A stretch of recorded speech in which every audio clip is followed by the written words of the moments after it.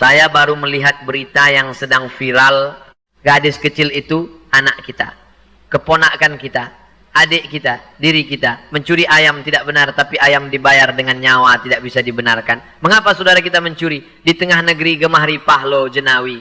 Emas, nikel, minyak dan gas melimpah negeri. Penuh berkah, tapi rakyat susah. Nenek tua mengais beras, pak tua mencuri sawit, emas batangan dalam simpanan. Ustaz, waalaikumsalam warahmatullahi wabarakatuh. Bismillah. 1. Bagaimana mensucikan harta haram yang diperoleh dengan cara yang haram?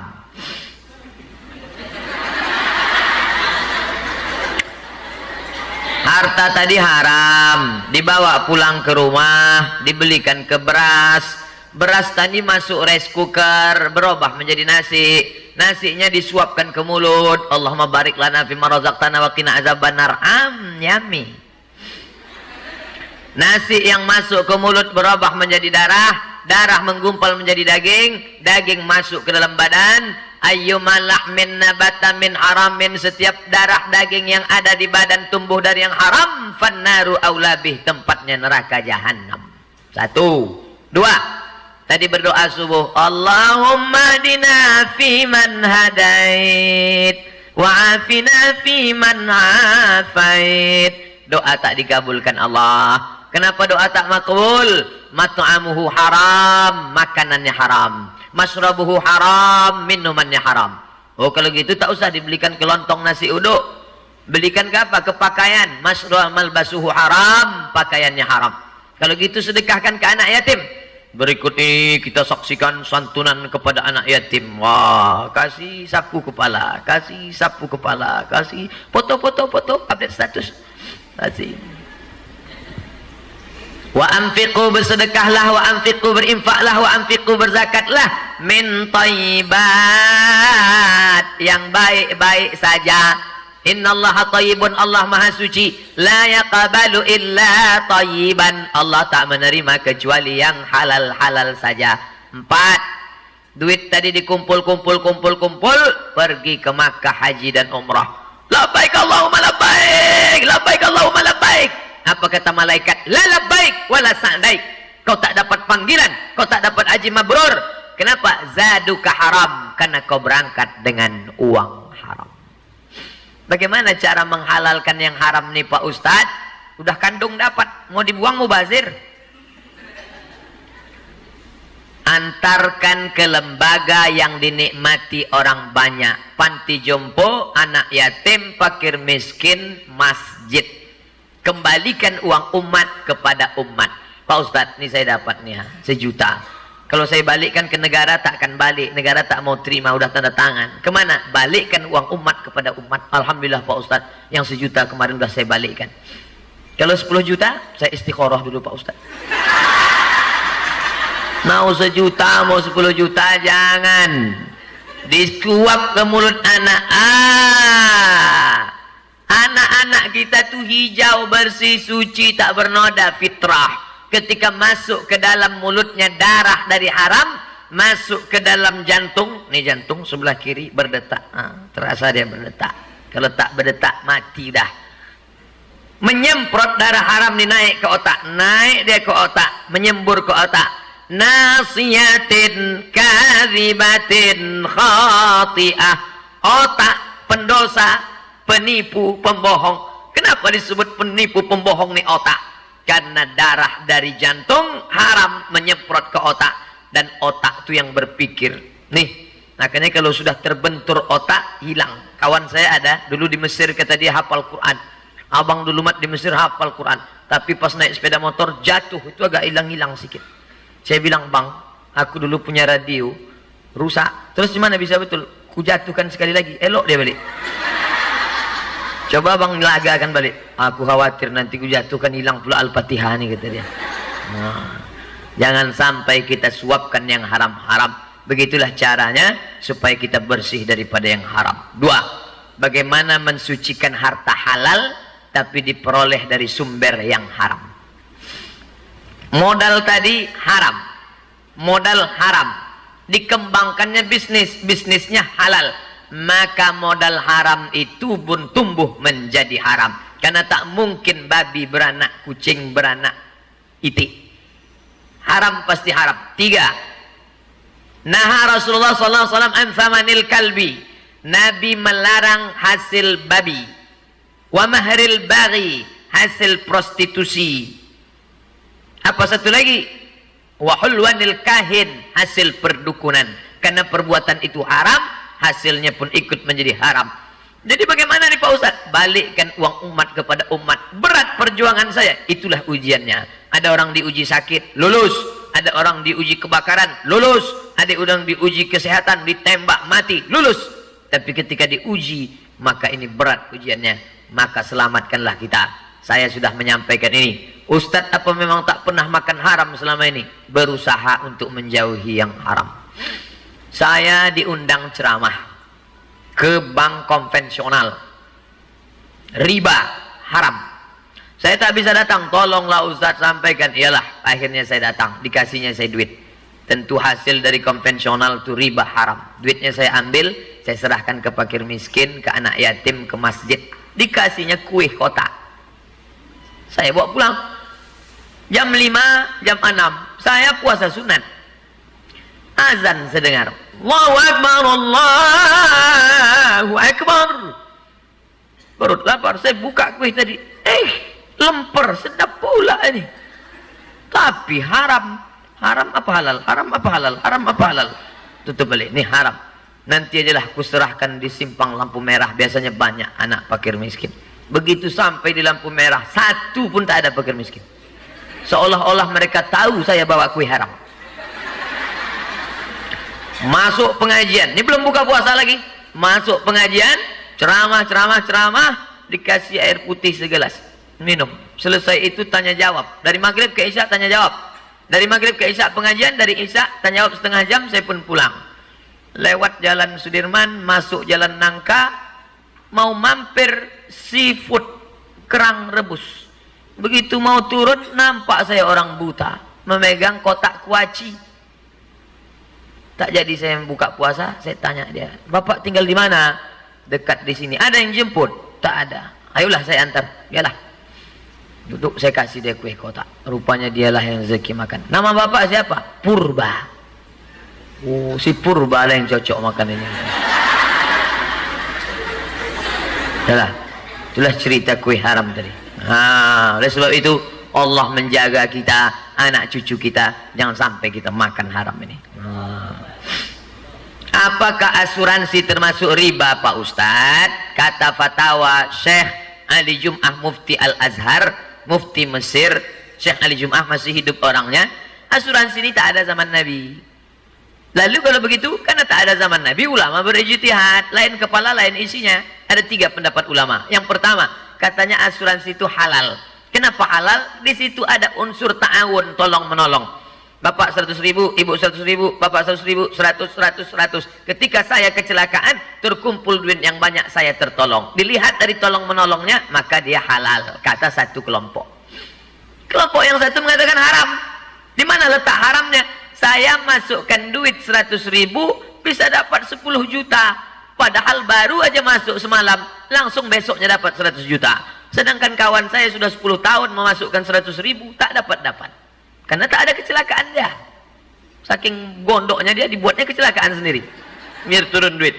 Maka dia gambling, goror. Kata ulama kelompok yang kedua, haram. Karena di dalamnya ada goror, gambling, judi, tak pasti. Kelompok yang ketiga mengatakan, lihat dulu. Kalau yang mengolahnya itu perusahaan profit, haram. Tapi kalau non-profit, boleh. Contoh non-profit, Persatuan Pegawai Pemko Batam membuat serikat tolong-menolong. Kalau ada yang kecelakaan, serahkan. Non-profit. Hanya biaya sedikit administrasi untuk pegawai dan office boy. Oke, boleh. Tapi kalau ada profit, haram.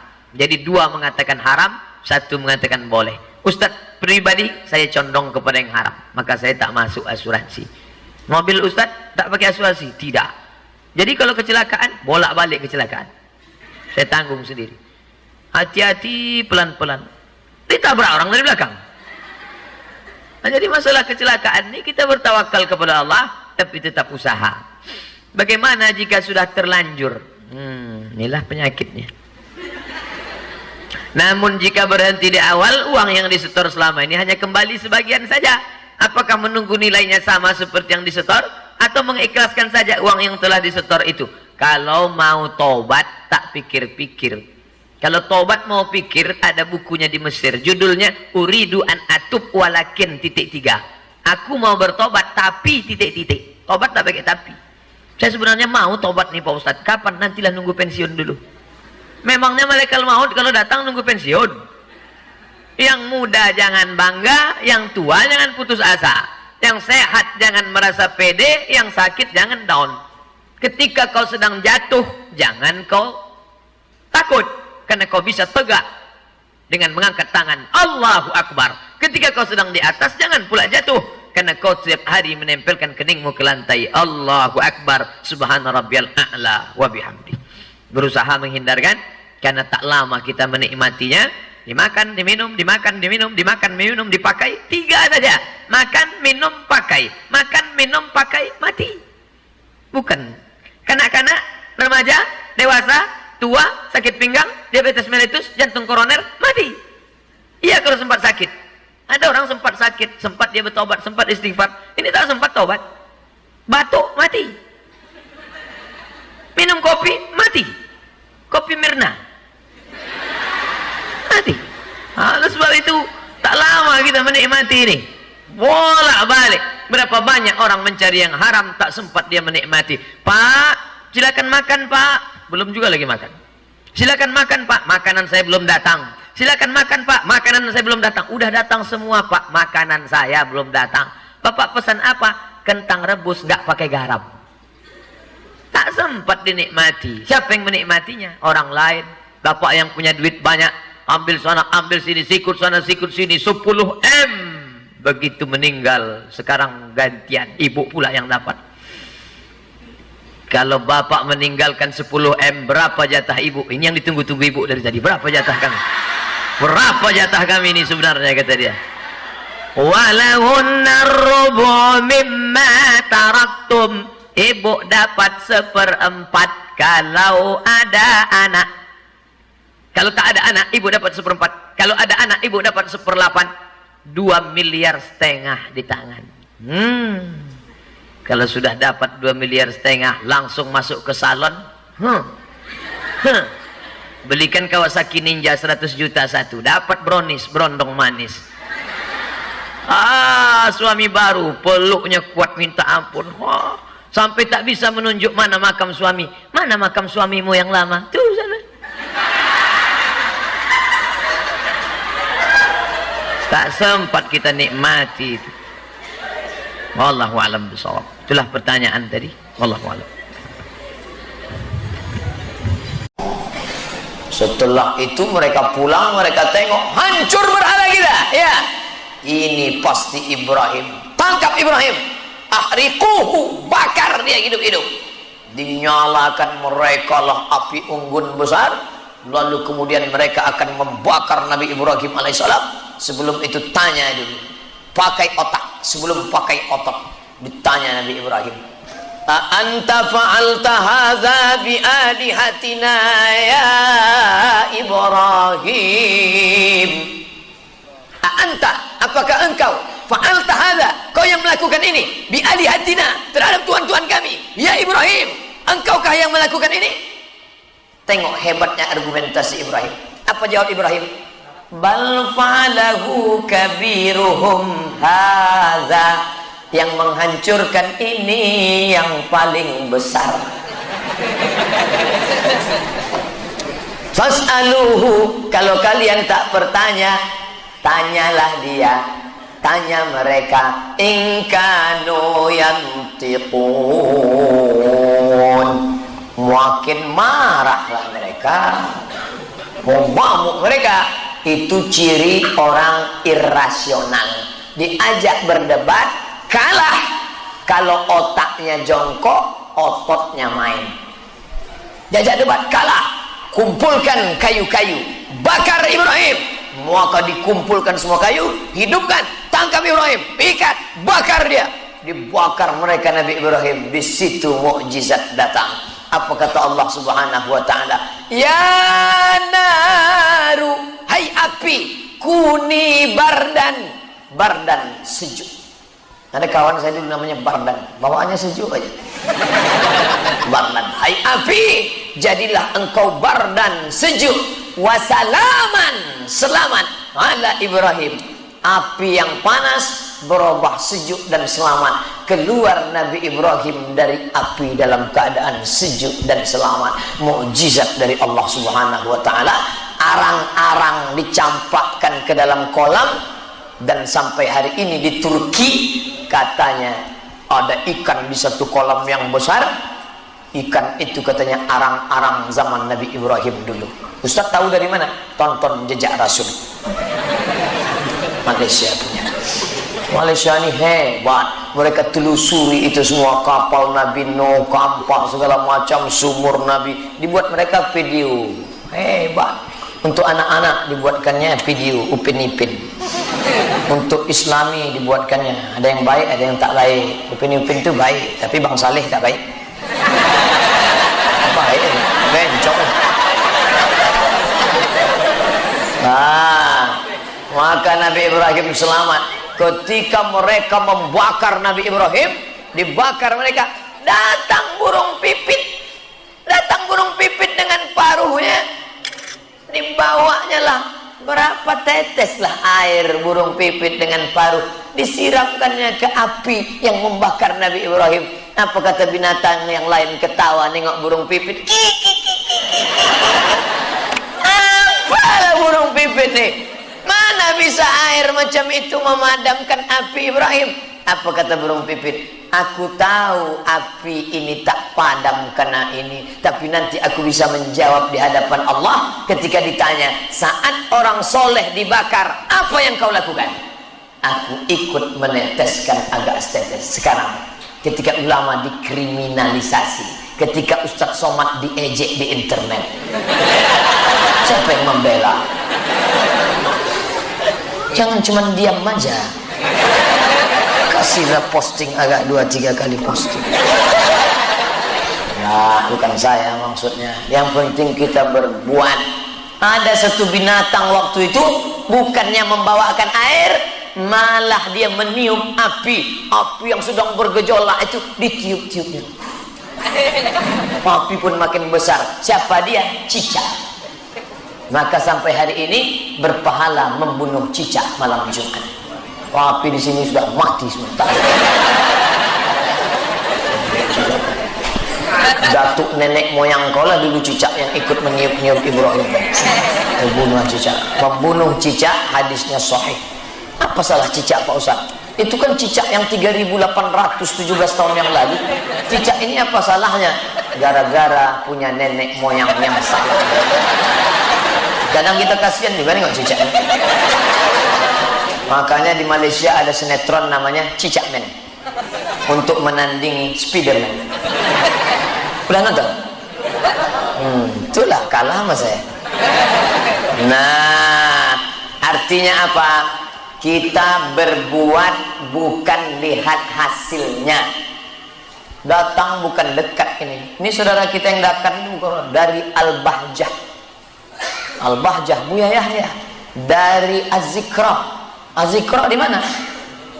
Ustadz Arifin Ilham datang meliput kemari. Orang kata ngapain meliput ceramah Ustadz Somad? Aku aja tak yakin kalau Ustadz dah tidak. Liput-liput dia. Tapi mereka berbuat. Memangnya kalau kalian buat streaming berapa yang dapat hidayah? Memangnya kalau kalian letakkan di YouTube apa? Yang penting aku berbuat seperti filosofi burung pipit. Tapi nasib burung pipit sekarang apa yang terjadi? Banyak orang mengurung burung pipit. Saya dulu termasuk kecil suka melihara burung. Sampai suatu hari burung itu saya masukkan ke dalam sangkar, saya gantungkan ke pokok jambu. Pas saya pulang sekolah, tiba-tiba burung ini dikerumuni oleh semut angkrang. Waktu itu saya kelas 5 SD, menangis saya tak sampai hati. Sejak itu saya lepas. Saya sampai hari ini tak mau saya memelihara burung.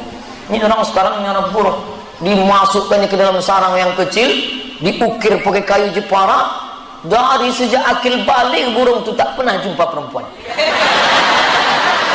Setiap pagi burung itu menjerit. Dia pun manggil. Burung itu pun menjerit. Kawin, kawin. Mantap. Kalau mau memelihara burung, berilah sangkar yang besar. Buat sangkar besar, ada pokok kayu, ada kolam ikan, ada makanan, sehingga dia nyaman tinggal di dalam. Tak apa-apa. Nih, burung pipit, dia pernah berjasa dulu. Nenek moyang burung pipit, kalau diusur Pipit bin Puput bin Puput, nenek moyang dulu pernah berjasa. Adapun cicak, memang jahat dia. Cicak itu taiknya aja yang pakai topi putih. Yang lain itu kotor semua, najis, bau, habis sajadah-sajadah masjid. Bersihkan semua, bunuh, tembak. Nah, lalu kemudian Nabi Ibrahim selamat menghadapi ayah, lulus. Menghadapi umat menyembah bintang, lulus. Menghadapi umat menyembah berhala, dibakar, lulus. Nabi Ibrahim melanjutkan perjalanan. Istri bernama Sarah. Sampai di perbatasan, waktu mau berjalan dari Babilonia, Irak menuju Palestina, di perbatasan ada pemeriksaan paspor. Macam mau masuk Singapura juga pakai visa. Rajanya zalim. Kalau ada bini orang cantik, diambil. Oh, ini raja ini lain pula seleranya. Bini orang aja diincar. Tapi kalau adik tidak. Dibawa Nabi Ibrahim lah istrinya sampai di perbatasan, diperiksa. Siapa ini? Your wife or your daughter? Bini ang atau adik ang? Siapa nih? Istri atau adik? Kata Nabi Ibrahim, hazihi ukhti, ini saudari saya. Hajar, Sarah, diam, ini saudari saya. Akhirnya lewat. Setelah lanjut perjalanan, Sarah pun bertanya, kenapa kau bilang aku saudarimu? Aku kan binimu. Kalau ku bilang engkau biniku, kau diambil raja. Ku bilang engkau adikku, maka kita lewat. Tapi kau sudah bohong. Aku tak bohong. Engkau saudariku seiman. Saudari seiman. Nah, ini jawaban bagi bapak-bapak yang selama ini di WA.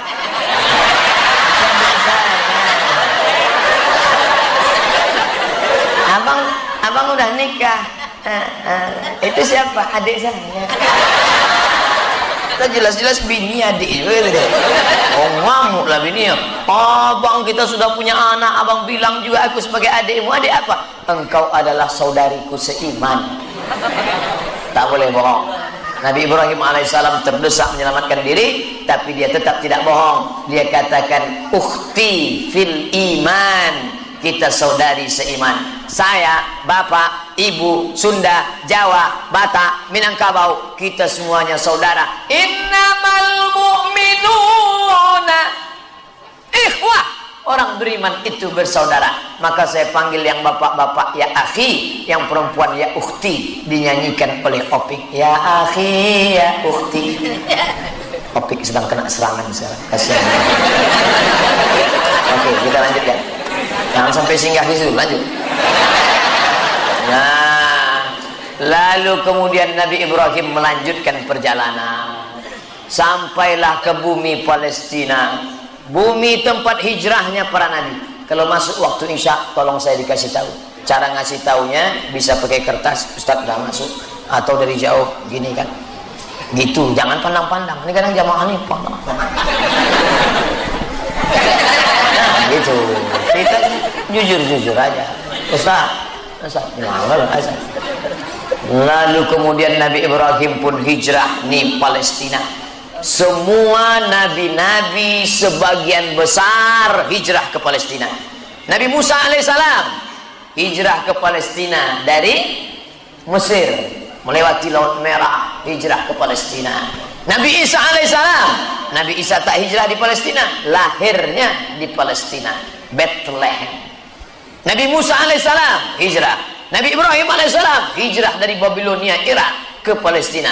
Nabi Muhammad sallallahu alaihi wasallam hijrah ke Palestina, ditulis dalam Al-Qur'an. Subhanalladzi asra bi'abdihi laila minal masjidil haram ilal masjidil aqsa alladzi barakna haulah linuriyahu min ayatina.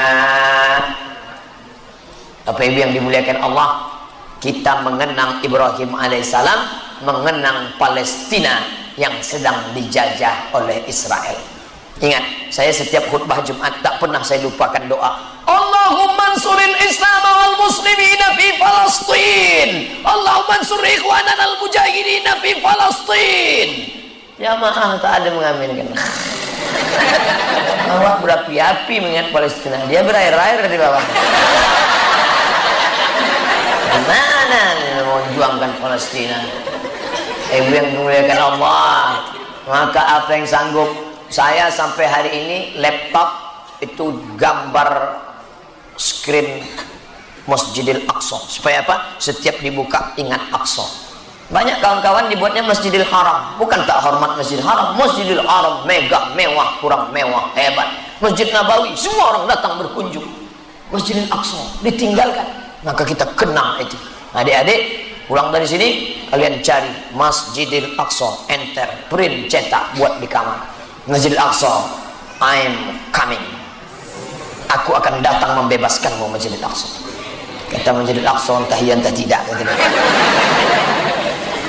Pak Ustaz, apa pendapat Ustaz kalau kami pergi ke Masjidil Aqsa untuk membebaskan? Jangan.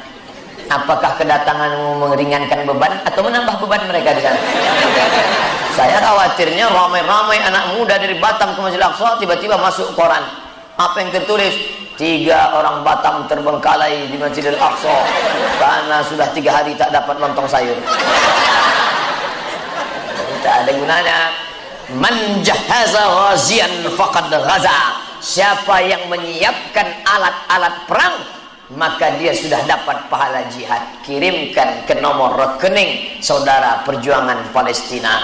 Bisa buatkan selimut, bisa belikan baju musim dingin, menolong kawan-kawan saudara di Palestina. Nanti kalau ada solidaritas Palestina datang penggalangan dana, Masya Allah, datanglah. Saya melihat solidaritas Palestina yang mengadakan acara Naqabatul Atibba, persatuan dokter-dokter. Dengan mata kepala saya sendiri menengok, datang dokter membawa karung beras, ibu-ibu melepas gelangnya, cincin, penuh emas mau dibawa ke Palestina. Begitu orang Mesir nyumbang. Tempat kita, coba begitu dibawa akan ini suatu karung beras, dibukanya tak jadilah Pak Ustaz. Cincin di mana? Besar airnya aja dah. Masuk. Begitu mau dijual ke toko Cina, hanya imitasi lah, tak laku. Oleh sebab itu luar biasa sedekah mereka.